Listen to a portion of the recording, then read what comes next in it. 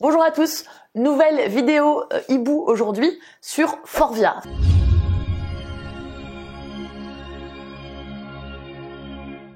Forvia, c'est le nouveau nom de Faurecia, l'équipementier automobile. Et pourquoi on s'intéresse à Forvia aujourd'hui? Eh bien parce que on a un bon momentum sur l'action à notre avis.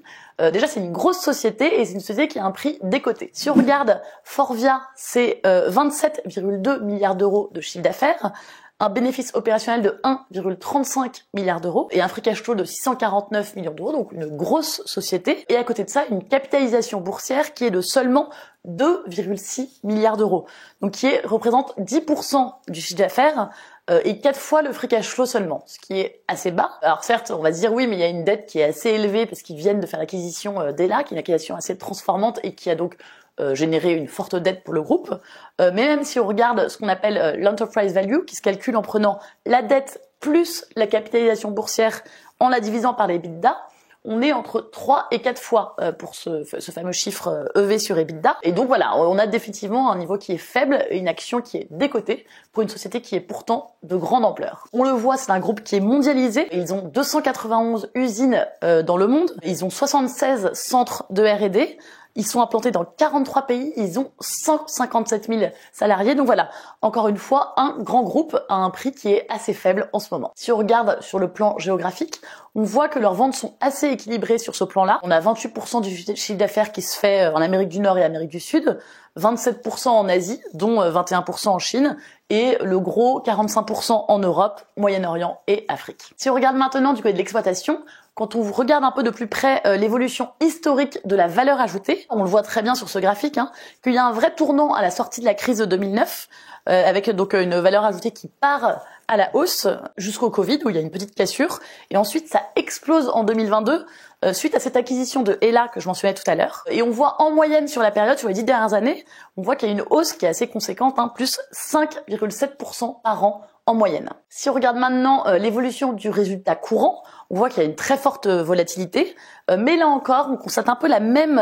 dynamique haussière, cette fois-ci à partir de 2013-2014, jusqu'au Covid, où on voit qu'il y a une forte croissance du résultat sur cette période, et après donc la parenthèse entre guillemets du Covid. Si on regarde maintenant du côté du cash flow, eh bien on voit que cette forte volatilité qu'on observait sur le résultat, et bien de manière assez inattendue, elle se reflète pas dans le cash flow, qui pour le coup est toujours positif, et même très positif à partir de 2013, et même il va rester positif pendant la période du Covid, et ça s'explique en fait parce que Forvia a un BFR qui est contracyclique et donc génère un cash flow constamment positif, ce qui est un atout, surtout pour une société qui est cyclique par ailleurs. Quand on regarde maintenant la rentabilité des capitaux employés, donc là aussi on voit qu'il y a un tournant suite à la crise des subprimes, qu'elle est donc en hausse et positive depuis la crise, donc à cette période de Covid, puis d'acquisition en 2022 de Hella, donc une période un peu particulière.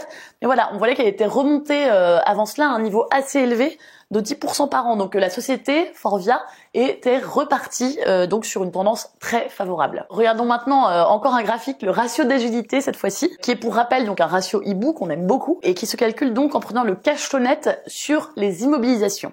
Et le ratio d'agilité, si vous voulez, ça mesure un peu la capacité d'une société à générer une croissance organique interne. Et bien là, on voit là encore un peu cette même tendance. On atteint un niveau très élevé de 2013 jusqu'à la période pré-Covid. Donc voilà, il se passe quelque chose sur Forvia pendant cette période. Si on regarde un peu du côté de la dette et des capitaux propres, sur ce graphique historique, on voit donc en bleu les capitaux propres, en rouge la dette, et on voit là encore que depuis la crise des subprimes et jusqu'en 2021, avant donc la grosse acquisition de Hella, on voit que la dette reste inférieure aux capitaux propres et même décroissante en fait jusqu'au Covid avant de remonter puis d'exploser en 2022 suite donc à cette acquisition transformante. Et là on se dit c'est quand même une société qui a une stratégie très audacieuse puisque en sortie de crise Covid ils auraient pu se dire on consolide, on se replie un peu et non ils vont réaliser ce gros coup d'audace donc qui est l'acquisition d'Hella. Donc voilà, une stratégie audacieuse. Nous chez Hibou on pense que c'est une stratégie qui va être un succès.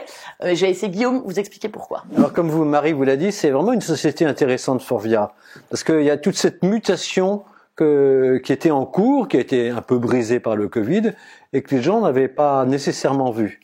Et puis il y a cette politique audacieuse avec l'acquisition de Hella. Alors qu'est-ce que ça donne en termes de résultats? On va déjà regarder les résultats 2023. Alors vous voyez, ils sont très bons. Voilà, vous avez là la croissance du chiffre d'affaires. C'est une croissance organique qui est de 14%. Alors, vous la comparez avec, vous voyez, la croissance avec la flèche indiquée du marché automobile mondial, c'est 9,7%. Ça veut dire qu'il y a une surperformance du groupe par rapport au marché qui est de plus de 400 points de base. C'est très important. Et ça ne prend pas en compte l'acquisition de Hella, puisque vous voyez, il faudrait rajouter plus 2,1% avec l'acquisition de Hella. Alors, évidemment, comme pour toutes les multinationales européennes, il y a l'effet contraire de l'appréciation de l'euro. Voilà. Mais donc de très bons résultats et qui s'accompagnent également d'une amélioration de la marge. C'est-à-dire c'est une croissance, si vous voulez, qui a un effet de levier positif sur la rentabilité. Alors vous avez ici la marge opérationnelle, vous voyez, elle passe de 1 milliard à 1 milliard 400 millions, plus 40%. Et sur ces plus 40%, eh bien 390 millions sont à attribuer à une amélioration de la croissance en volume et du mix produit. Donc de très bons chiffres. Et si on regarde maintenant au niveau de bilanciel, eh bien on vous a mis ici, tout ça c'est des graphiques publiés par la société à l'occasion de sa présentation de résultats il y a quelques jours. Et donc vous avez ici le net cash flow, le free cash flow. Vous voyez, il était de 483 millions en 2022 et il passe à 649 millions en 2023. Donc c'est une très nette progression. Et si vous avez quelques lignes en dessous, vous avez le changement dans la dette nette. Et vous voyez que la dette nette était de 4,4 milliards en augmentation en 2022, c'est l'acquisition de Hella. Et en 2023, eh bien, il y a une réduction de 950 millions d'euros, ce qui fait que la dette passe de un tout petit peu moins de 8 milliards à moins de 7 milliards d'euros, et de 2,7 fois la dette nette sur le résultat d'exploitation, EBITDA, à 2,1 fois. Donc, vous voyez, il y a une espèce d'effet de ciseau extrêmement favorable au niveau du bilan. Alors, quelle est la guidance, les perspectives de la société pour 2024 ? Eh bien, la société dit, je vais faire entre 27,5 et 28,5 milliards d'euros de chiffre d'affaires, une bonne croissance, une marge opérationnelle entre 5,6 et 6,4%, très bonne marge opérationnelle. Je vais avoir un free cash flow qui sera au moins égal et probablement supérieur en valeur absolue à ce que la société a réalisé en 2023, qui était déjà un très bon chiffre. Et donc, avec tout ça, ma dette nette sur EBITDA va descendre en dessous de 1,9 fois. Ce qui commence à être un ratio solide. Et si on regarde les ambitions de la société pour 2025, et vous savez, j'ai fait un plan 2025, et ben je suis parfaitement dans ce plan. En 2025, j'ai pour objectif, donc dans 2 ans, de réaliser 30 milliards d'euros de chiffre d'affaires, plus 7% de marge opérationnelle, très bonne marge opérationnelle, d'avoir un free cash flow qui représente 4% des ventes, et d'avoir réduit ma dette nette sur EBITDA à 1,5 fois. Voilà, tout ça est tout de même très favorable et on voit qu'effectivement l'acquisition de Hella a été une acquisition transformante dans le bon sens du terme et pourtant le marché a baissé. Alors qu'est-ce qui s'est passé ? Il s'est passé que la société a annoncé qu'elle allait lancer un très grand programme de restructuration et qui allait lui coûter 1 milliard d'euros, qui sera compensé par le free cash flow et par des cessions. Elle envisage 1 milliard d'euros de cessions supplémentaire en 2024, 2025, et un free cash flow qui sera donc d'environ au moins 650 millions d'euros, donc il sera largement financé. Mais ça a fait peur au marché. Et alors pourquoi est-ce que la société fait ça ? Eh bien, on vous a mis ici les différents métiers de la société, les sièges, l'intérieur des voitures, ce qu'elle appelle la mobilité propre, c'est tout ce qui permet de réduire les émissions de CO2, etc., et de pollution au niveau des moteurs, tout ce qui est l'électronique embarquée, l'éclairage, le fameux éclairage dans lequel elle joue un grand rôle, et le recyclage.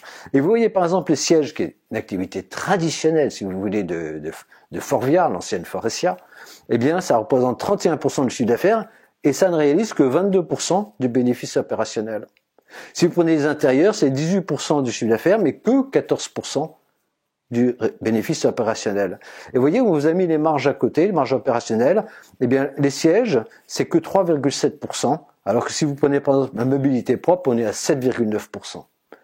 Donc, la société s'est probablement dit, voilà, j'ai des belles positions concurrentielles, mais qui sont sous-productives par rapport à leur potentiel. Et donc, il se trouve que Ces activités sont surtout en Europe, sont des activités traditionnelles, et donc elle est déterminée à augmenter leur rentabilité, et pour ça, elle va réduire notamment les personnes qu'elle emploie de 10 000 personnes. C'est très important. Et quel est donc son projet? Eh bien, vous voyez, en 2023, on vous a mis ici, enfin, la société a exposé dans sa présentation de résultats son exposition aux différentes zones géographiques. Et vous voyez, en 2023, elle a réalisé 46% de son chiffre d'affaires en Europe. Et si vous allez un petit peu en dessous, vous avez les bénéfices opérationnels. Et les bénéfices opérationnels, ça n'est que 22%. Donc 46% de chiffre d'affaires, mais que 22% des bénéfices. Et donc l'objectif de la société, c'est de rentabiliser, d'augmenter la rentabilité de ses activités européennes, de telle sorte qu'en 2028, elle réalise 40% de son chiffre d'affaires en Europe, donc moins que les 46% aujourd'hui, mais très nettement plus en bénéfices, 35% au lieu de 22%. Et chez Hibou, on pense que voilà, elle s'attaque au cœur de ses problèmes après avoir misé sur la croissance organique, sur la croissance externe avec Ella, eh bien, elle serre les boulons pour augmenter sa rentabilité en Europe, et nous pensons que c'est la bonne stratégie. Alors, on avait fait, vous savez, Tino, qui travaille avec nous en analyse technique, avait fait une analyse technique de Forvia avant la présentation de ses résultats, et vous l'avez ici, et vous voyez qu'est-ce qu'il disait. Le titre revient doucement sur un support oblique de long terme, qui avait été touché en 2008, crise de subprime, en 2022, à la suite de la crise du Covid, et vous voyez, on revient dessus, alors qu'on n'est pas du tout dans la même configuration, puisque la société a réussi l'acquisition de Ella et est en augmentation à la fois des ventes et de sa rentabilité. Mais donc, sur ce niveau, on peut faire une première entrée intéressante pour un investisseur, bien sûr, à moyen long terme. Et donc, si on regarde la droite de régression, qui est un outil ancien de Hibou, que nous aimons beaucoup, vous voyez que la pente n'est pas très forte, on pense qu'elle va s'accentuer, mais malgré ça, on est entre -1 et -2 écart type, donc à un niveau de forte décote, et vous voyez que sa droite de régression est à 27 €. Donc on peut dire, si vous voulez, chez Hibou, que le premier objectif pour ce titre, c'est de remonter à 30 €. Sachant qu'aujourd'hui, au moment où nous faisons cette vidéo, la société vaut entre 13 et 14 €. Voilà, j'espère que c'est une idée d'investissement qui sera utile pour vous dans la constitution de votre portefeuille, et à très bientôt avec l'équipe Hibou.